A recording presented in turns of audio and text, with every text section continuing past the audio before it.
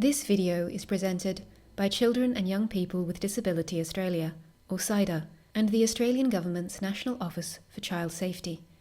It has been digitally animated in an almost hand-drawn style, with bold line work and intense colours similar to paintings in gouache, a thick, waxy medium similar to watercolour. Key visuals include the following scenes. 6 faces in a grid, 3 on the top row, 3 on the bottom, each box separated from the others by a thick blue line. The characters seem sad, and one by one, the images blur and fade. A tracking shot from the perspective of a wheelchair user as barriers move out of their path, desks and chairs move aside, and stairs flatten into ramps. The wheelchair user continues until they reach the edge of a cliff. A giant hand appears to catch them before they fall into empty space.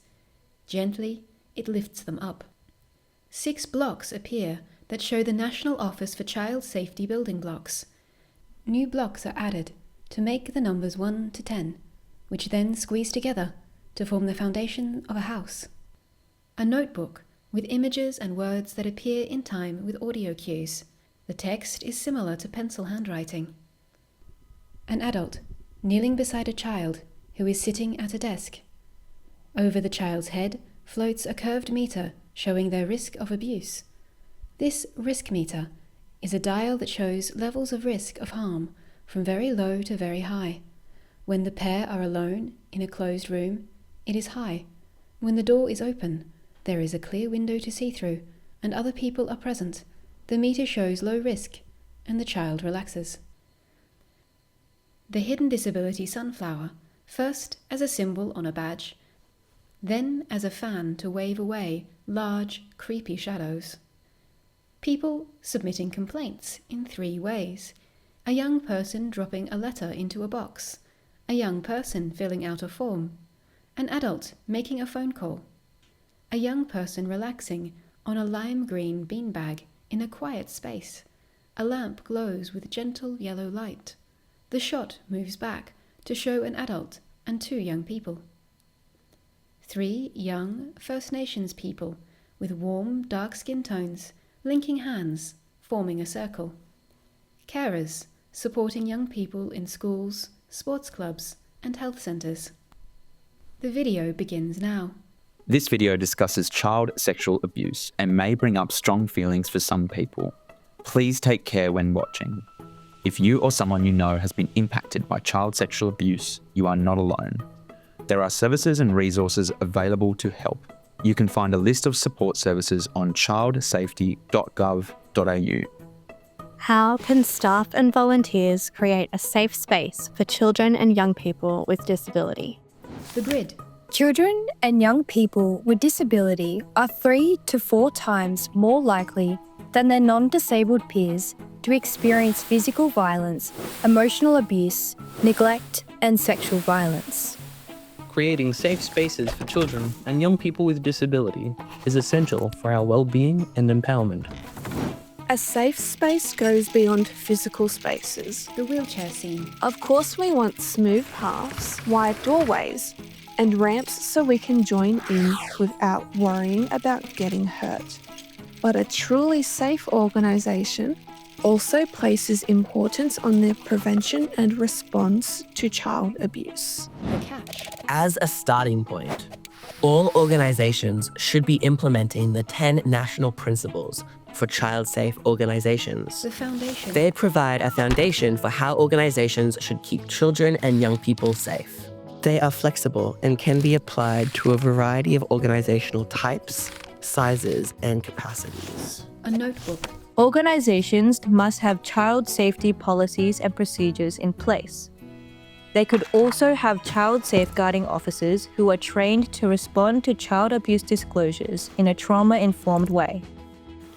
A safe space is where volunteers and staff are trained to understand child safety risk. A classroom. They know what increases the risk of child abuse, including child sexual abuse in their organisation.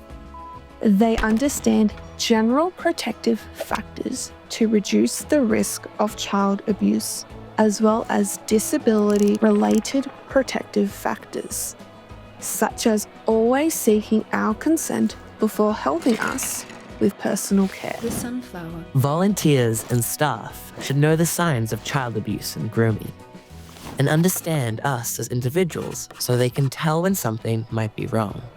They should know how to report suspicions or allegations of abuse or other misconduct. There should be zero tolerance by staff and volunteers for any abuse or discriminatory behaviour. Submitting complaints. Any suspected or alleged cases of child abuse should be reported immediately. Organisations must have child-friendly complaint processes so we can raise our concerns in a way that is comfortable for us. Staff and volunteers must be aware of how we communicate so they can understand when we are telling them something is wrong. They also need to know how to respond to disclosures of child abuse, including child sexual abuse. We need to be heard and taken seriously. A quiet space. Children and young people with invisible disability feel safe when volunteers and staff understand that we have a disability even if they cannot see it. For example, we might need extra time or someone to explain things to us in a way we can understand. Some organisations have posters about the Sunflower Scheme, which is the recognised symbol for invisible disabilities. Holding hands. Cultural safety is especially important for Aboriginal and Torres Strait Islander children and young people with disability. We deserve to see our culture respected and understood so we can join in and feel like we belong. Volunteers and staff can show respect for different cultures by learning about cultural practices, including Aboriginal and Torres Strait Islander communities. A safe space celebrates diversity, and feeling safe helps us speak up if something isn't right. Staff and volunteers need to teach children and young people about internet safety, including how to protect our privacy and recognize online risks, including the risk of online child sexual abuse. Staff and volunteers can also teach our parents and carers about online safety so we can talk to them at home if we don't feel safe.